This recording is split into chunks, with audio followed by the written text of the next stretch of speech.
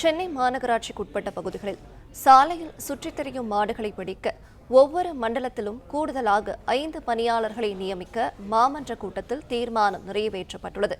விவரங்களை வழங்குகிறார் நம்முடைய செய்தியாளர் வினிஷ் சரவணன். வினிஷ், வணக்கம். இது பற்றிய கூடுதல் விவரங்களை பதிவு பண்ணலாம். மாநகராட்சியின் மாதாந்திர மாமன்ற கூட்டம் 3 மாதங்களுக்கு பிறகு மேயர் பிரியா தலைமையில் தற்பொழுது நடைபெற்று வருகிறது. இந்த கூட்டத்தில் 30க்கும் மேற்பட்ட தீர்மானங்கள் நிறைவேற்றப்பட்ட நிலையில் சமீப நாட்களாக சென்னையில் மாடுகள் மற்றும் தெருநாய்களால் ஏற்படும் பிரச்சனைகள் குறித்து மாமன்ற உறுப்பினர்கள் கேள்வி எழுப்பியிருந்தார்கள்.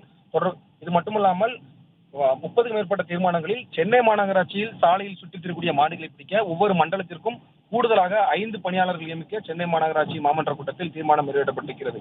அதாவது சென்னை மாநகராட்சியின் அனைத்து மண்டலங்களிலும் தெருக்களில் சுற்றித் திரியக்கூடிய மாடுகளை பிடித்து பெருநகர சென்னை மாநகர கட்டுப்பாட்டில் இருக்கக்கூடிய மாட்டுத் தொழுவங்களில் அடைக்க 5, 6, அதாவது ராயபுரம் மண்டலம், கோடம்பாக்கம் மண்டலம் உட்பட 5க்கும் மேற்பட்ட மண்டலங்களில் தலா 5 மாடு பிடிக்கும் பணியாளர்கள் பணியில் ஈடுபடுத்தப்பட்டு வருகிறார்கள். இந்த நிலையில் மீதமுள்ள 10 மண்டலங்களுக்கு மேற்பட்ட பகுதிகளில் மாடு பிடிக்கும் பணியில் ஈடுபடுத்த ஒவ்வொரு மண்டலத்திற்கும் தலா 5 மாடுபிடி பணியாளர்களை தற்காலிக தினக்கூலி பணியாளர்களாக சுய உதவி குழுக்கள் மூலம் பணியில் ஈடுபடுத்த சென்னை மாநகராட்சி மாமன்ற கூட்டத்தில் தீர்மானம் நிறைவேற்றப்பட்டிருக்கிறது. அதே போல தொழிலாளர் நலம் மற்றும் திறன் மேம்பாட்டுத் துறையின் மூலமாக டெண்டர் அடிப்படையில் குறைந்தபட்ச ஊதியமாக 687 ரூபாய் இவர்களுக்கு தினக்கூலியாக வழங்க மாநகராட்சி மாமன்ற கூட்டத்தில் தீர்மானம் நிறைவேற்றப்பட்டிருக்கிறது.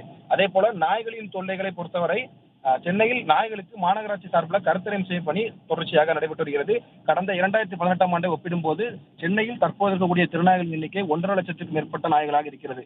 கடந்த இறுதியாக நடைபெற்ற கருத்தரியும் பணியின் போது நாய்கள் விஷயத்தில் சென்னை மாநகராட்சி சட்ட திருத்தத்தை மேற்கொள்ள மாநகராட்சி முடிவு செய்திருக்கிறார்கள். இது தொடர்பாக தமிழக அரசிடம் மாநகராட்சி கேட்டுக் கொண்டிருக்கிறது.